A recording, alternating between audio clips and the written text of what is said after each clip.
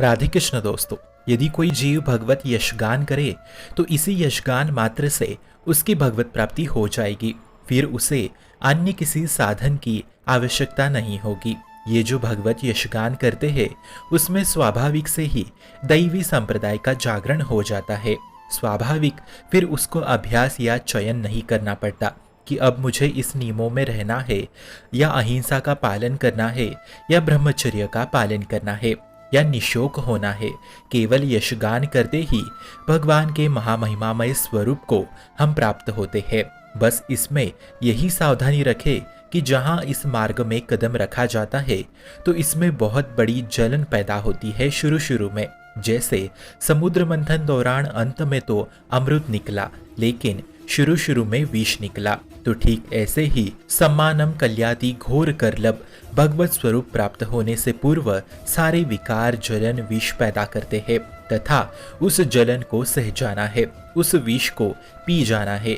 नीचा अपमानम सुधा। जैसे मात्र 16 वर्ष की आयु में भगवान सुखदेव सभा मंडप में पधारते हैं तो कुछ लोग उन्हें कंकड़ मारते हैं, तो कुछ उपहास अपमान करते हैं, तो कुछ निंदा करते हैं, तो कुछ उन्हें पागल समझते हैं।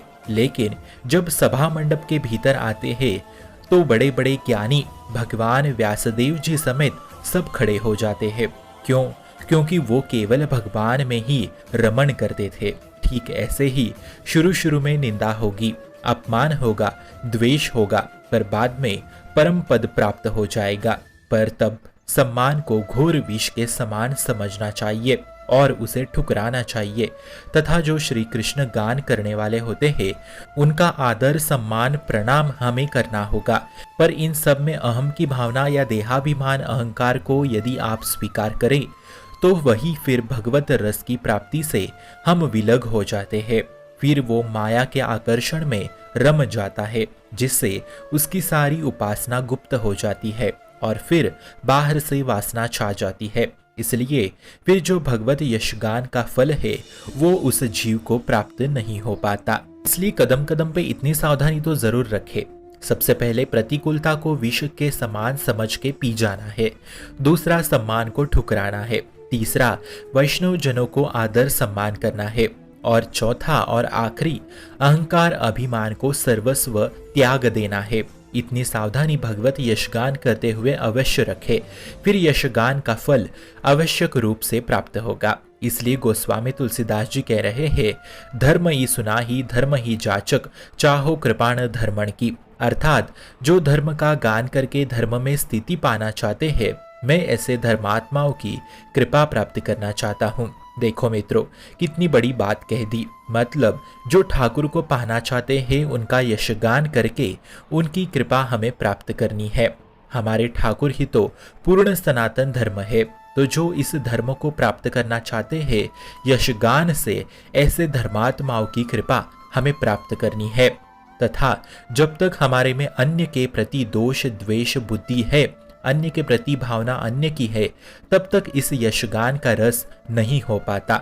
हमेशा ऐसी ही भाव रखे कि हम जिनको सुना रहे हैं वो हमारे आराध्य देव ही है, ऐसा मान के ही यशगान करते रहे और ऐसी ही दृढ़ वृत्ति हो गई तो भागवत कथा का सबसे बड़ा रहस्य हमारे हृदय में प्रकाशित हो जाएगा। जैसे कोई कितना भी बड़ा विद्वान ही क्यों ना हो, वो सुखदेव जी के आंतरिक गुण रस को नहीं जान सकता। ऐसी वृत्ति यशगान से हृदय में प्रकाशित हो जाएगी। इसलिए जब आप भागवत की शरण होके भागवत बन जाएंगे तो भागवत का प्रकाश उमड़ आएगा आपके हृदय में। क्योंकि मित्रों, ये भगवान की जो लीलाएं हैं ना, ये बुद्धि से नहीं जानी जाती, ये एकमात्र कृपा से ही जानी जाती है। ऐसे जो आप गान करोगे वो आपके सामने प्रकट होने लगेंगे।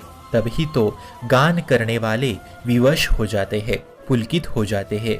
यही हमें करना है। इसलिए मित्रों, शास्त्र विरुद्ध आचरण ना करते हुए यशगान करे, निरंतर काल तक करते रहे तो स्वयं देखोगे स्वयं को परम पद में आरूढ़ होते हुए।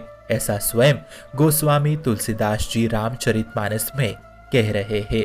शुभम भवतु कल्याणमोस्तु।